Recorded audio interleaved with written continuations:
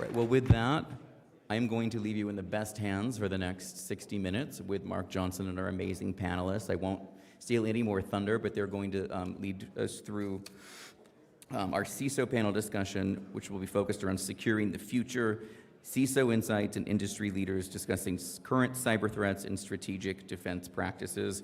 Really appreciative that they could devote some time, especially here at the end of the day, of what's been a wonderful conference. So a big round of applause, and let's welcome them up.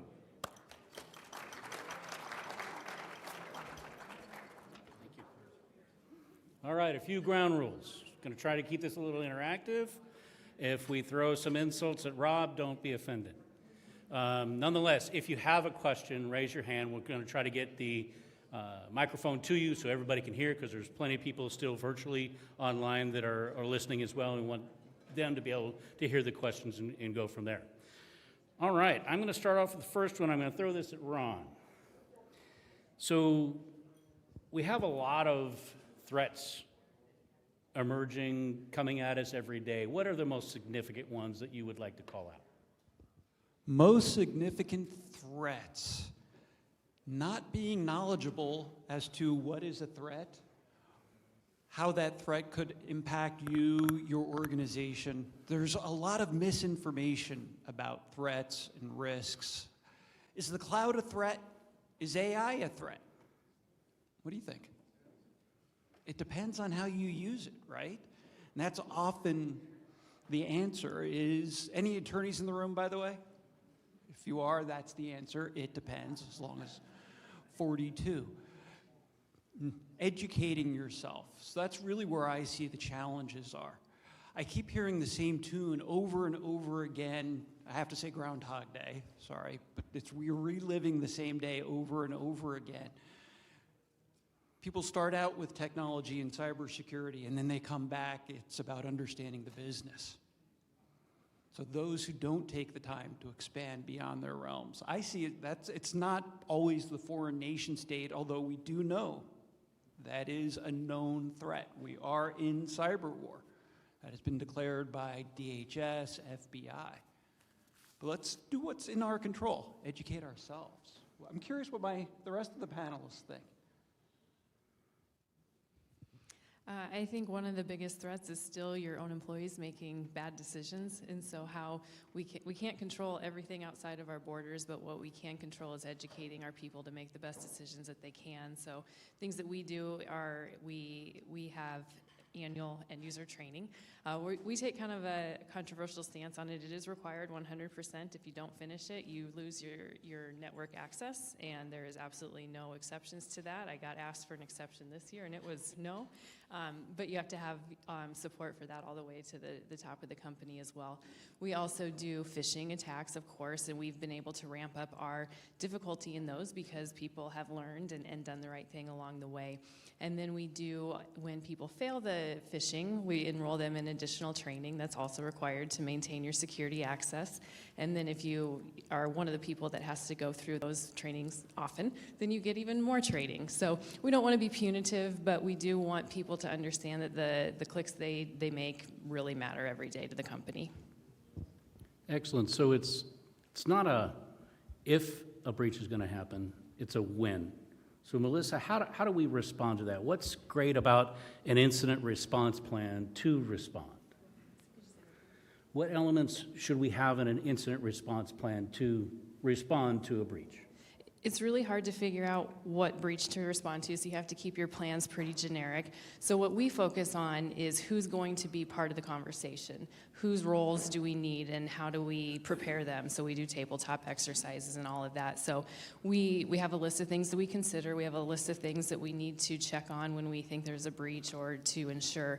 But you also have to have an element of agility to say, well, we don't know exactly what's going to happen, but we know we better include this person because their role is going to be here and there. So I think assigning the roles and responsibilities ahead of time and then practicing it is what's really important about an incident response plan. Excellent, thank you. So Stephen, we heard a lot today about going to the cloud. We all know that we are in the cloud whether we like it or not. What are the key elements to keep us secure in the cloud? One thing that still keeps coming up is teams understanding the shared responsibility model when it comes to cloud infrastructure. The one way that I've always approached it, being a software guy myself, was infrastructure as code, or IAC scanning. Understanding that what does get deployed to our cloud is as code, as well as assessing it before it even gets deployed to production or the cloud itself. So having teams understand all of that kind of contextual information can help influence risk to the organization. So would you delineate a little further into, you talked about the shared model. There's the infrastructure as a service, there's a platform as a service, there's software as a service. What are the different responsibilities for the customer as you go down that paradigm? Like thinking about platform as a service, right? When we're, as an organization, distributing our software through AWS specifically, right? AWS as a whole is protecting their underlying infrastructure, but when it comes to us, how our infrastructure is being configured, we have to kind of manage that and understand the context behind it. So where are things misconfigured, like S3 buckets? Where are our gateways, our entry points into our application stack deployed on the platform itself? Excellent. So Ross, if you could, what advice would you give us with IoT? And you could even extend that into IoMT, medical devices. What advice would you give us there? I mean, it's going to be somewhat generic in that, you know, it's about OT or IoT or IoMT, but what would you say? Well, when it comes to IoT, the first thing I think about is what's the network setup like? Is it a flat network, or do you have segmentation? So if you have IoT devices on your network that's production, and you have critical data on the network, and an IoT device has a backdoor or it's malicious, perhaps that could affect your production environment. And so segment those IoT devices off onto their own network so they can only communicate with the devices that you give them permission to. Because right now, it's kind of the Wild West when it comes to IoT, to be honest with you. There's not a lot of standards out there. They do exist, but manufacturers often aren't required to follow any because they just need to get their product out and make money. And so we blindly trust these cheap IoT devices that we can find on Amazon or wherever, but we need to think about the risk that's associated with the unknown there. And what was the last part of the question? If you wanted to extend any further into specific IoT, whether it's medical devices, Okay. operational. And to that point too, when you think about IoT in a production environment, where are they? So for example, if you're in healthcare and you have an Amazon Echo or a Dot or some kind of a device there, guess what? It's listening 24/7. And so if you're talking about just health information out loud or whatever the sensitive information is, those devices are going to be listening to you. And so you need to be cognizant of that. Can you mute those devices and only unmute them when you need to use them? Excellent. Okay. So Melissa, I know from your perspective, regulatory environment is ever changing. What are your thoughts on how do we keep up? How do we maintain ourselves without overexposing or undervaluing? Yeah, that's a great question. So I work for a publicly traded company, so we have some new regulations now with SEC disclosures around cybersecurity incidents. And so one thing that we are working through is, we know that we have to disclose things, and that's great. We can argue, if we want to, with how maybe the timelines that they're asking us to do are too short or too long, but we're adapting to what they're asking for. What we are doing internally to be able to identify what's material, because of course the SEC didn't really give us any guidance on how to determine materiality, is to come up with checklists of things to consider. So as your event evolves, you're going to have new information come out. So what are the things that you're going to consider when you're determining materiality in the eyes of an investor? We don't have a specific matrix like with numbers, to score it or anything like that, and that's intentional because it takes the ability to use common sense out of the equation if you have a specific answer. If it's this number, then it has to be material. Because we're not only worried about litigation from investors because we underdisclosed something and they didn't know about it before they made an investment choice. We're also concerned with litigation from current investors that we overdisclosed something and artificially impaired their investment. So we've created a disclosure committee that will evaluate what things are. It's not just IT, it's different members of the business that help determine that. And then once we have an event, and it is a when, not if, then we will be very careful to document as we go why something was considered material at this point in time, or what new information was introduced that maybe changed that. And, I would say 5 years ago, maybe we wouldn't have documented things so heavily because then they're discoverable.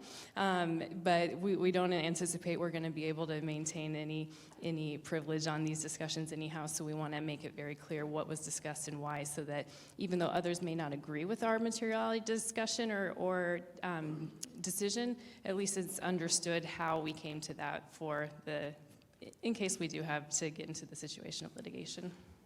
Excellent. So, Ron, are technologies the only path to risk mitigation? Can you repeat that? Are technologies the only path to risk mitigation?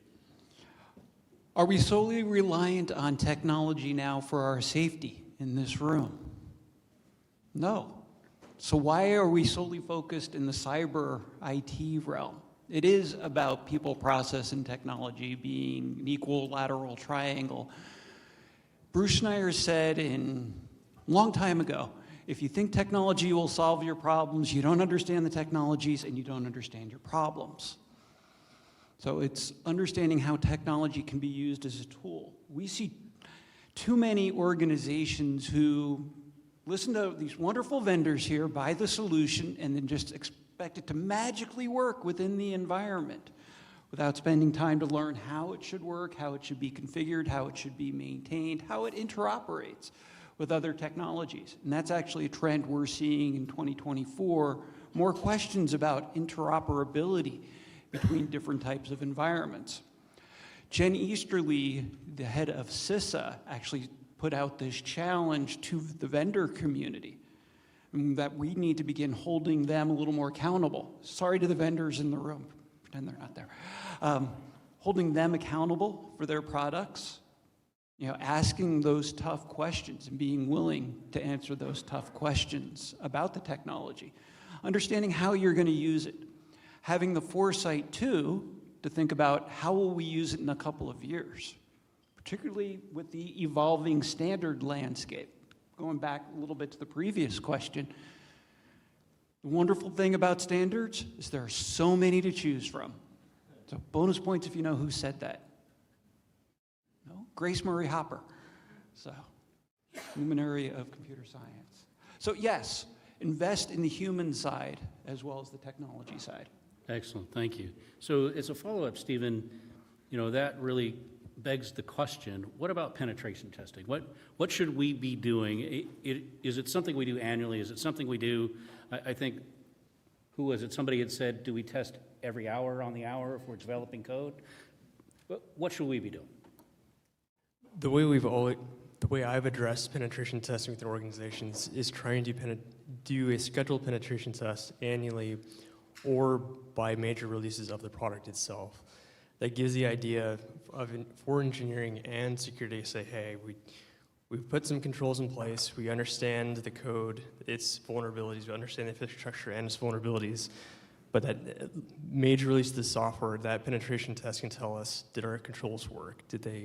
Are they implemented correctly, or is there anything that we're missing that we need to readdress or change the priority of for the teams itself?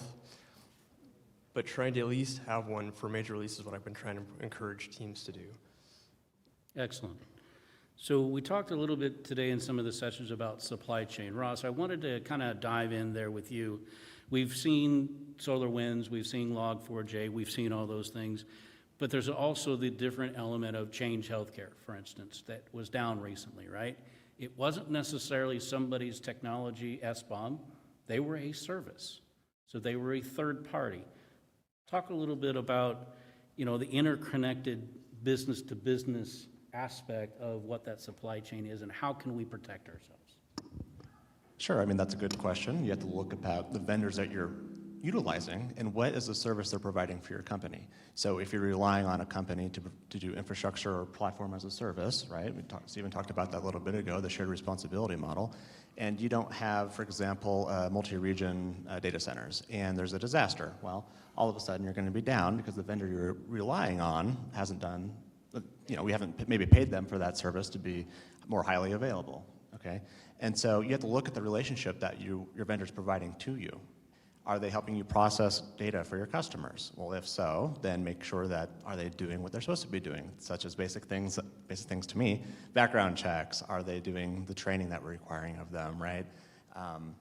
And so it really comes down to the scope that the vendor's providing to you. And you have to make sure that you associate the risk with that through a business impact assessment, right? Okay. Here's the vendors we're using, make sure management's on the same page. What do we think this vendor is in terms of criticality for our company? Because my answer is going to be different than our chief financial officer's answer or our head of sales answer, because they rely on Salesforce. And if Salesforce is down, we can't make sales. And if we can't make sales, we're going to have a bad time. Right. So it comes down to what they're providing for you and the risk associated with that. Okay, so you want to say something, Ron? I have a follow-on question, actually, for Ross or for everybody. Do you think SBOM is the answer? How many of you know what an SBOM is?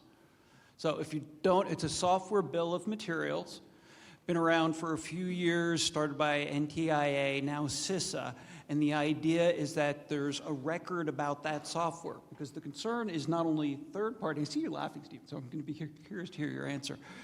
Not only third-party risk management, but fourth and fifth, do you know where you get your software from? Well, my developer found it on GitHub. How hard could that be, right? Do you actually have that process for building it in? So what do you think about SBOM? Is that the solution? I still have a hard time believing that SBOM is the answer. When it comes to the legality of the software that you're using, like open source software, like an LGPL, for example, requires you to supply the full license text. Most SBOMs don't actually supply the full license text. You might have the reference to it or a link to it, but an attribution file still kind of stands the test of time. You're releasing the copyright information, the full license text for all open source that is actually being used within your software. So, Excellent. Yes, sir. Hold 1 second. Let's get the microphone for you. Right here.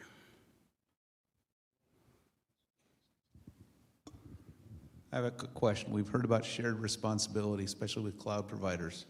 How many believe in it? How many believe it's true? I believe in Santa Claus, too, so.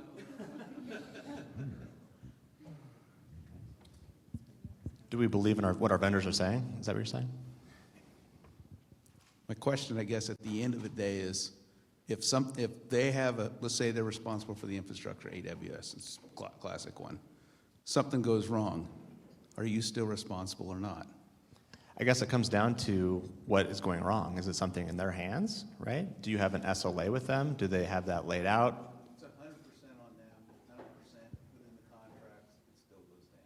So if it's in the contract and it still goes down, then what? Well, do you have liability in there? Do you get credits back for hours lost? Do you, You can have all that, you can have litigation, but at the end of the day, are you still responsible for it? Make sure you can. I think it determines who's responsible is what you're saying, and I think it depends, right? Like that's our answer I don't like to give, but it really matters what the context is. Okay, thanks. To that, I would say, in the eyes of the customer, it doesn't matter. It's you that's responsible. So you can explain that, yes, AWS went down, but it doesn't matter to them because they weren't able to log into their banking account or to access the system that they're paying for. Yeah. So as a follow-on to an earlier question, Melissa, we talked about incident response. How connected is incident response to disaster recovery, and how connected is disaster recovery to business continuity, and where are the lines of deviation? Maybe Ron should answer this. It sounds very, very academic. So I think, incident response is going to play into your disaster recovery because a lot of incidents are going to end up being a disaster of some type or other that you're going to have to address. I think the business continuity is more how you are managing the business in that situation. So have you thought about, can you run things on paper if you have to? What are the things that your factory can still produce if they don't have the bill of material to be able to pick what they need to? So I don't think it makes much sense to try and specify different things or try and put those lines into place. I think you have to think holistically and create the plan that's going to be able to address the 80% of the things that you can predict, and the 20% that you can't, you figure out as you go. Excellent. So what I'm hearing you say is it may not be good to draw lines, but it is good to draw ownership. So I think I heard you say the business should own business continuity. I think you're making me sound smarter than I am, but yes. I think that's a good point. So it can't all rely on IT, it all can't rely on cybersecurity. You have to be looking at this in the entire context. And I think the easy answer in some cases is, well, if my systems are down, I can't do anything. But that's not always the truth. You know, what are the things that, if people are thinking outside of the box, that can be done to keep the business running? And those are answers that IT or cybersecurity can't come up with. So yes, you're right. There should be some ownership of the business as well. So how many of you have an updated business impact analysis? So a few. And if the rest of you didn't, go to ready.gov.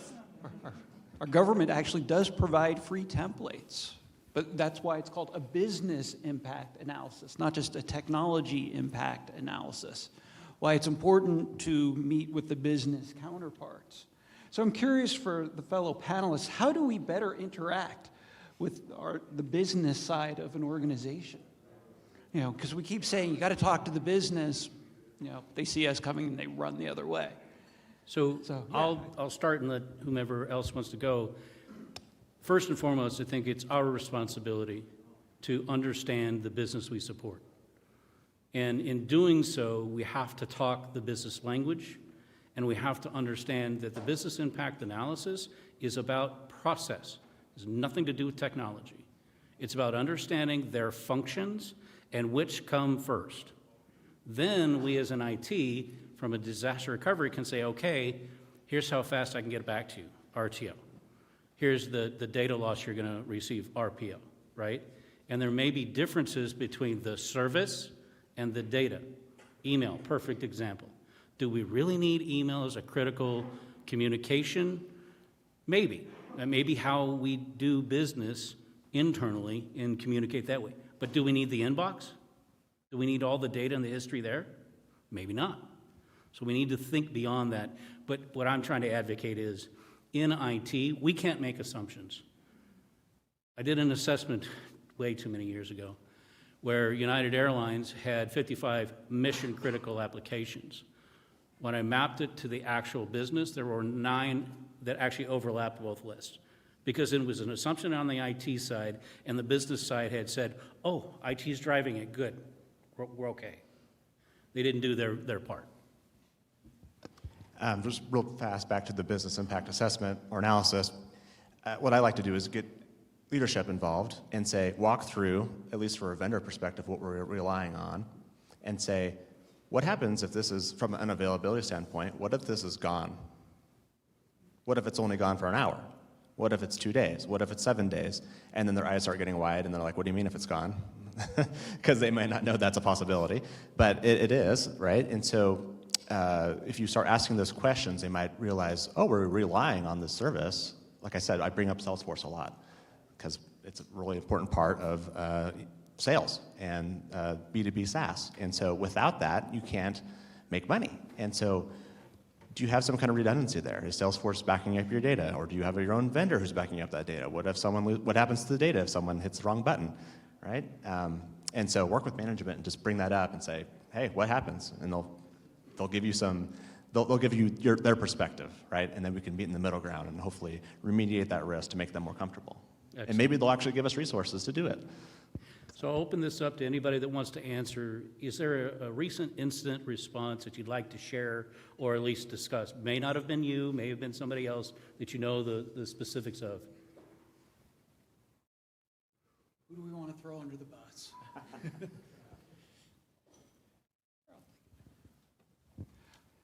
Pick the latest we just saw from, was it Okta within Cisco? Employee got phished. Earlier I was in a session, they were asking about phishing. Who here has received a phishing email within the last hour? It can happen to any of us. Why is phishing never going to go away? Because we keep, what's that? Because it works, exactly. It's very cost effective. Tell you what, I have more information. Give me your email and I'll send you a link. Okay, and you can download my special file to learn more. How many of you would pick up on that? Many of us. So we need to have those additional protections in place. We need to, going back to the education, educate others. If you see something, say something. As a cyber community, we can't be victim shaming. If someone comes up to hey, I just got an email from the IRS saying I didn't pay my taxes. I swear I just paid them a couple of days ago. But I have to pay through a gift card? What do you think? Of course, we all know it's potentially phishing, but having that person to kind of be a sounding board is so important within organizations, and not say, "Oh my gosh, I couldn't believe." So it's actually kind of debatable phishing testing with employees, and at some point, Melissa, we should have that debate. After a while, the idea of having continual education, not just annual. Every time we have an interaction, maybe just feed a little tidbit of security awareness. So I'm curious, what other tech? Oh, we have a question from the audience, though. Do we need Microphone. No. Yield the floor to someone else. I wanted to ask the panel about the movie The Beekeeper. You guys have not watched it? Oh, I love it. You fail. This is a security fail. Of course, it's got what's his name in it? Jason Statham, right? But this lady's sitting on her computer, and she gets a pop-up saying something about her bank account, and then she, has to call in, and of course, the nice gentleman on the phone is trying to help her out, and she's not really tech savvy, and blah blah blah.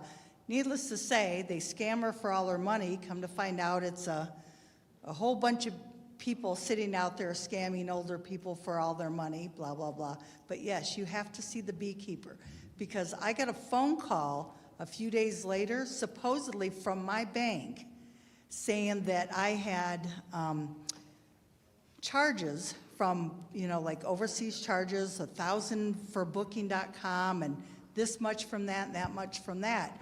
And I started using another phone to record this phone call, because I'm like, why are you asking me this? If you work at the bank, you know this. And he's like, no. I says, you sound like the guy who's trying to steal my money.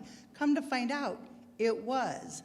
But had I not watched that movie, would I have been so on edge and so aware? Probably not. I probably would have went, oh, sure, here's my data.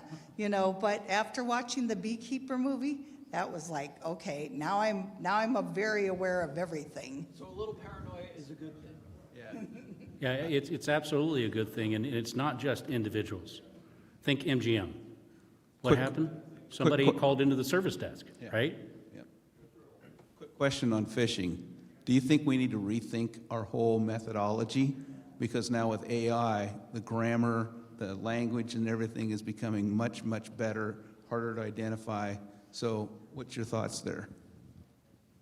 Well, to add on to his question, because it comes into the whole response, is I'm just curious how you are all thinking about the enhanced deepfake threat, right? Because we all know it's out there. We've seen the stories. I'm just curious how that's changing your thoughts to enhancing education on employees, how you're thinking about non-intrusive prevention techniques, because we're trying to figure out what the right level of friction is when employees are faced with those kind of videos and audio, because our teams can't handle the influx of requests. Is this legit? Is this legit? And you can't fully automate it. I'm just curious where your heads are at on how you blend it in.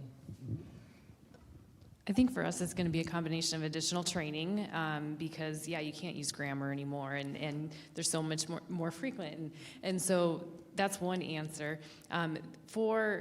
For the automation piece, too, we do use a tool where people can report spam, and it automatically tells them if it is or not. It runs it through their sandbox, so that helps. But we've been trying to train people to use that so that it then trains their model, too, so that our spam filters get better. But it's scary. I mean, I don't know exactly how to protect from it, because the threats are just so much more real, and the things that were easy or relatively easy for end users to be able to identify now, those red flags just aren't there. The question in the back?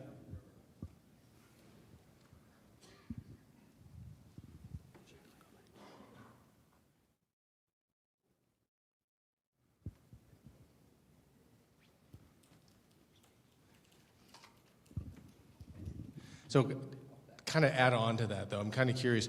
We talk about friction. We talk about trying to figure out ways to fight this.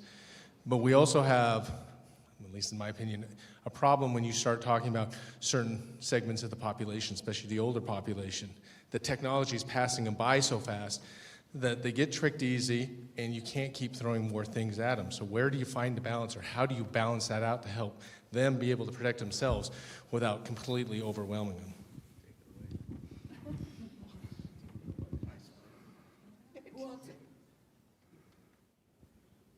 Just taking one step back, just a little bit. The one way that my organization has addressed it is we have a security champions program. So it's outside of annual awareness training, outside of one-off training opportunities that employees might have because of a phishing attempt that they accepted. We meet monthly and have speakers from all over the different segments. And the champions aren't just software engineers. They're from the business, or they're from product, they're from every angles of the business. And that kind of helps with the business conversation because we aren't just speaking their language, now they're learning to speak our language. So it becomes kind of a good partnership amongst the entire organization to go, we understand what we wanted to accomplish as an organization, we understand our security footprint, and we're trying to approach it in ways that is consumable by the entire audience. So it does kind of gap some of the age and the technology pieces. It's not perfect. It does require an ample amount of time, but as long as the organization's bought into giving employees an hour a month, that gives us enough time to spend more, get more in their engagement on security as a whole. Where's the microphone? Okay. Did you have to add on, Melissa? Go ahead.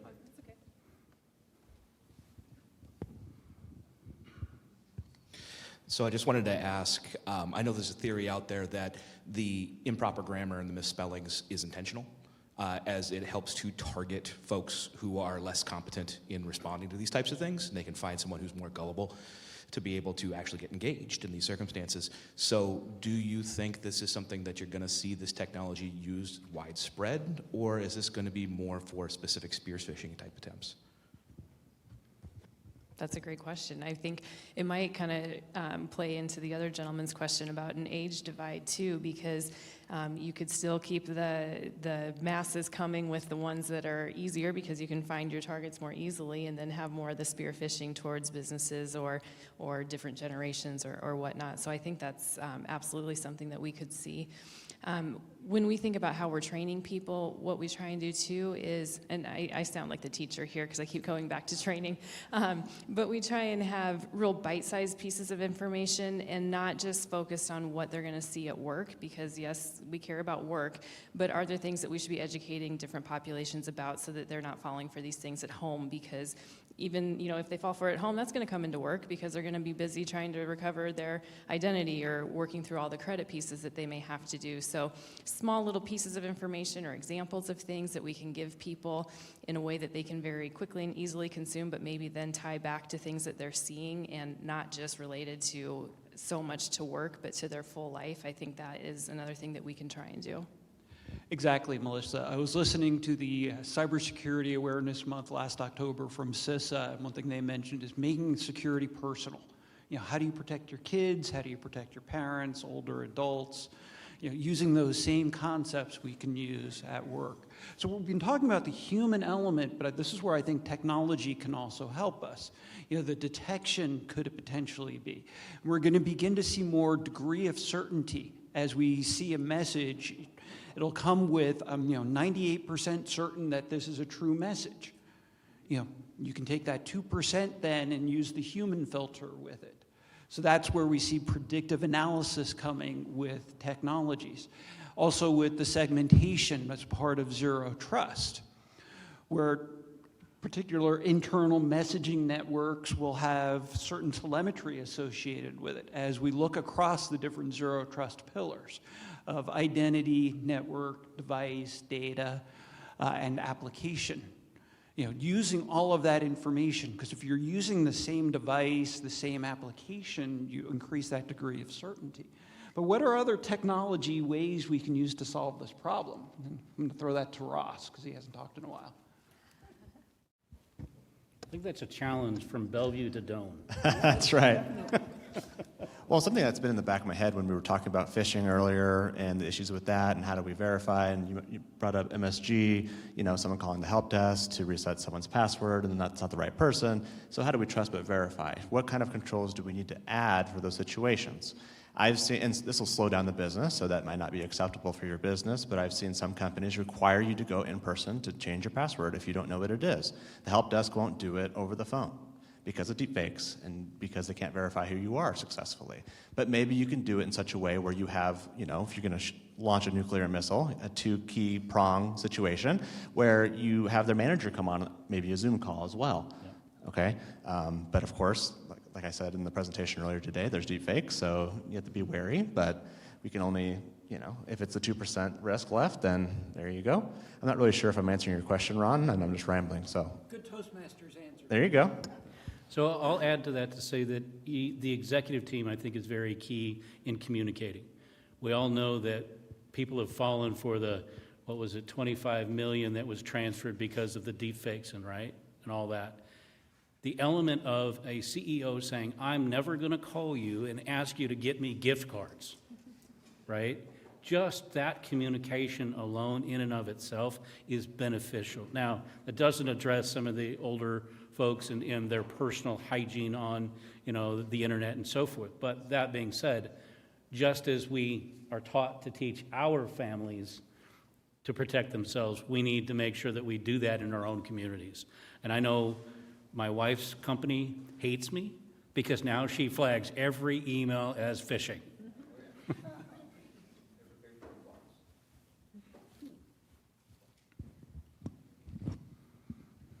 We have a good range here of panelists.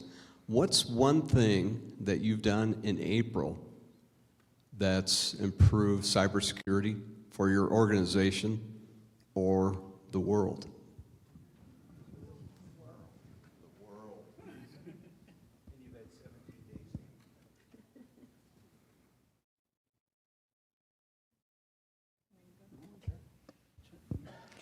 So I would consider my company to still be in the maturing phase of cybersecurity.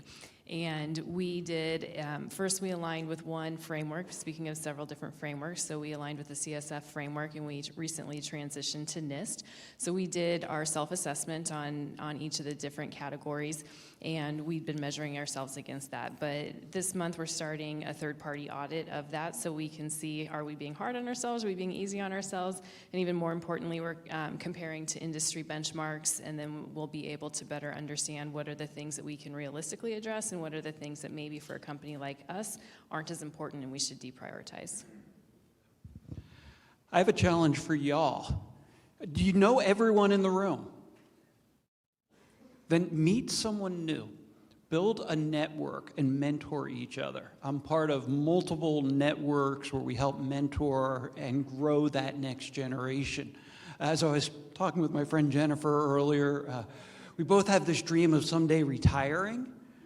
And we want to give it, to that next generation who is smarter, better, faster than we are. So definitely encourage, go and mentor others. And I love the idea you said, Steve, about security champions, building that security champion program is a simple way to do it, to crowdsource. So improving in April, one of the things that is always difficult for us to do is to tell Caesar he's naked.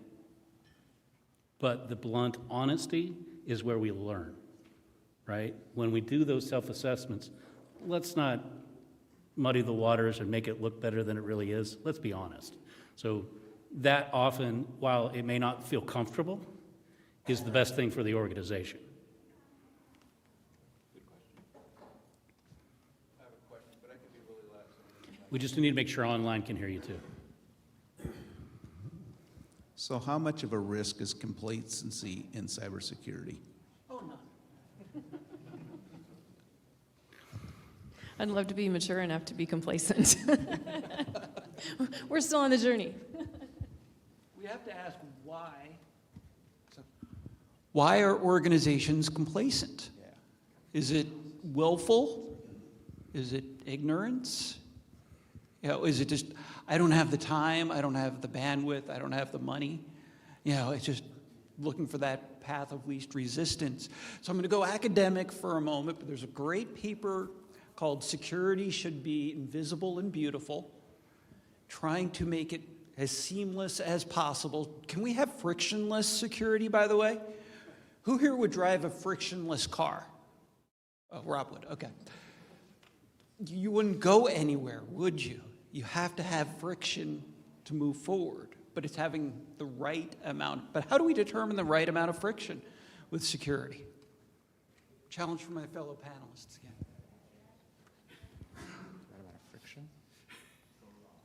I'm not sure what the right amount of friction is, but I'm going to think about it in this way. A company is only going to do what they have to do, generally speaking, because administration wants to save money, and that's what it comes down to.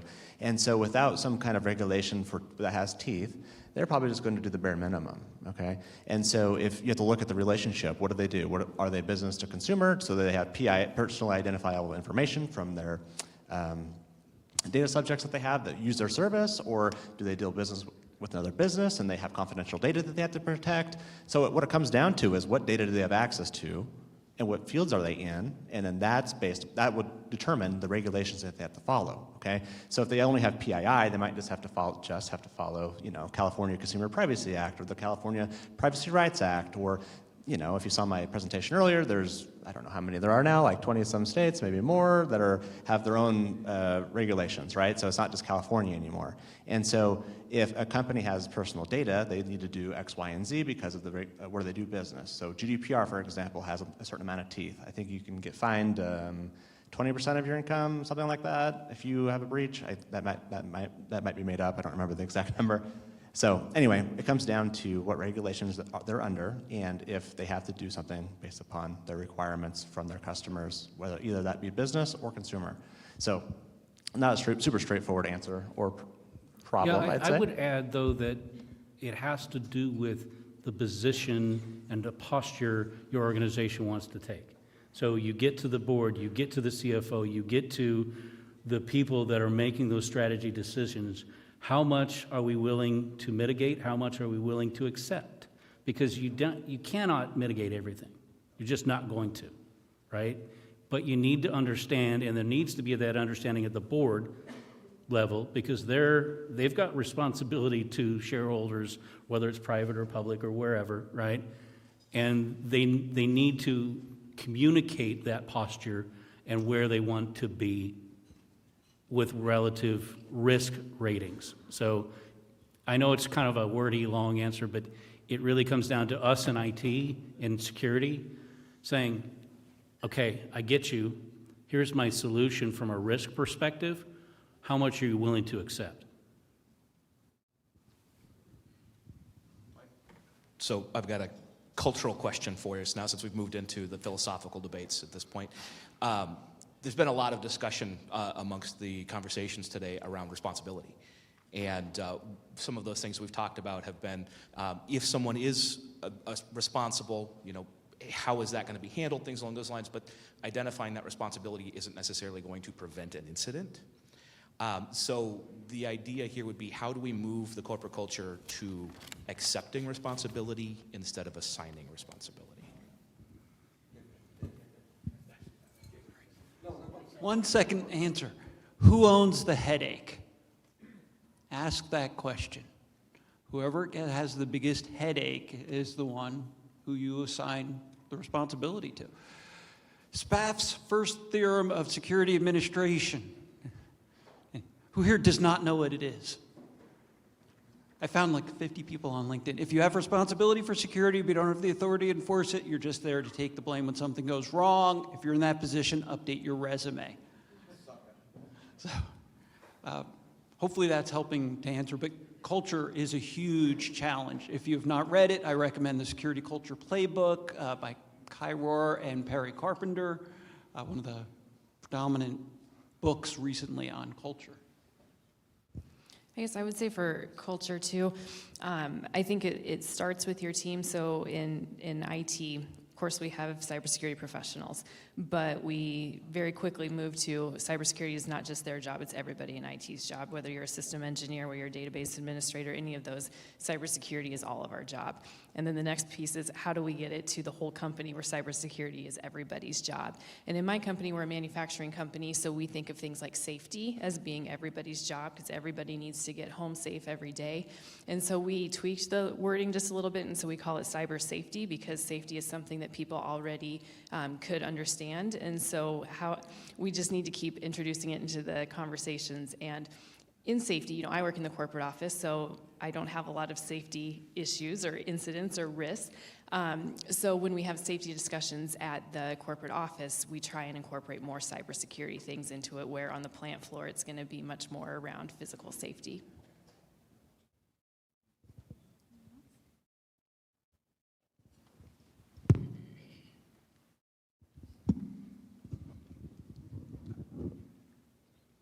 There's this ongoing shift as security is continuing to, I'm not going to say fold into the business or become one with the business, but when security was first its own thing, right?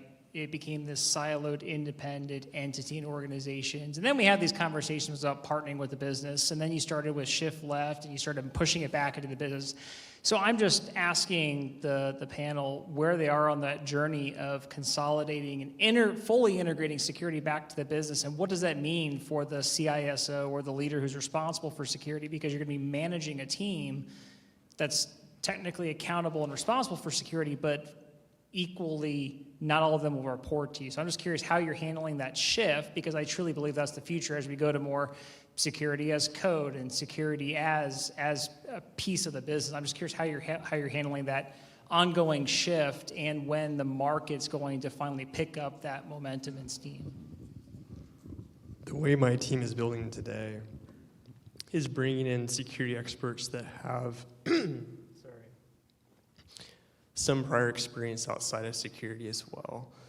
For my team specifically, it's focused on software. So I'm bringing a lot of former software engineers with a security emphasis to try and level out some of the workload that SRE or DevOps teams are taking. So it's a security team has a responsibility, but we're also sharing some of the workload, making sure that some of the automation we're doing from a vulnerability management perspective is balanced between the DevOps team and security. That way, DevOps has a little bit of relief and security has a little bit of relief from trying to push SLAs. So there's kind of that balance we're working through right now. It's not perfect, but at least we're getting some more development focus in security to try and create some more balance.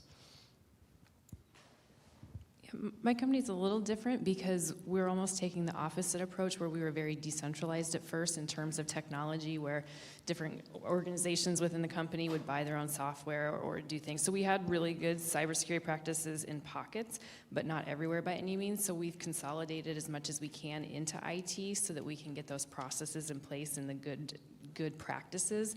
And then we'll move to trying outsource that. I mean, nothing I love more than having people that I don't pay do work for my department. So we'll try and do that through things like, could we have the procurement department doing more of our vendor assessments instead of having it come to IT? The software development, is there more that they can be doing on the static code analysis themselves and all of that? But in order for it to work for us, we really had to consolidate first before we can get to that next step. And hopefully we get there before the pendulum swings back and everything's back in IT. In one of my previous lives, I took the opportunity to partner with the CIO and the chief medical officer when they were trying to implement a new EHR. And in doing so, I moved the process of vetting the vendor from after the procurement fact to before the procurement fact, so that it was a decision point to say, okay, business, from an IT security perspective, we don't feel that their posture is up to our standards. But it's your business decision to make, and we will have to take steps A, B, and C, give them MFA, or we have to do the MFA for them, whatever the case may be, but it became a decision point there. And then coupled with that was bringing what I like to call an IT service assurance office, which is where enterprise architecture lives, which is where security lives, which is where all of your central services for the business of IT live together instead of being so, dispersed.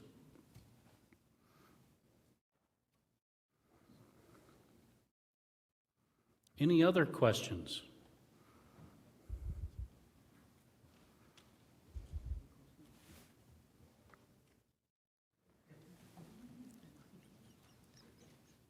I'm picking on my table mate that I sat with all day. Do you think passwordless really is the future? Repeat the question again? Do you think passwordless really is the future? Yes, I'm going to say it is the future because it's here. 1. 2, we're getting to a point where with quantum computing, we can expect 30 character passwords to be cracked in 10 seconds. So it's not going to become an element of it's going to be manageable for a human to maintain that kind of a password, right? So at some point, we've got to get beyond it, back to the trust but verify tokens, certificates, et cetera. There are ways around it already. I'll open it up to you guys. Oh, come on, that was too easy. How many of you use a password to start your car? Nobody does. It sounds silly, right? Then why are we using it on computers? Passwords suck. I actually have a presentation called that from 2004. It's a bad paradigm, still requiring a password that administrators know. It's just, there was a recent breach at answering that question from earlier about sysadmin was able to, conned into giving away a password. It's like sysadmin should never know passwords to production systems. You should be using a password vault, automatically changed. You check it in, you use it, check it back, etc. We never should know our passwords. I mean, we're getting to the point where we don't memorize passwords anymore, do we? Because we have them on our phones, right? We have multi-factors now built in. And it's getting back to the question about working with older Americans. That's easier for them rather than saying, remember your passwords, where they'll write it down. It'll be like, okay, just protect this. Yeah, and that's a lot easier for them to do. Anybody else brave enough to ask a question?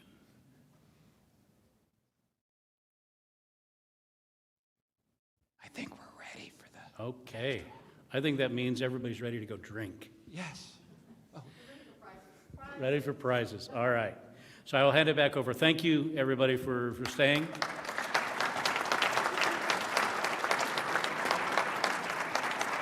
And I think I speak for the panel to say, if you still have questions or you'd like to talk, please don't hesitate.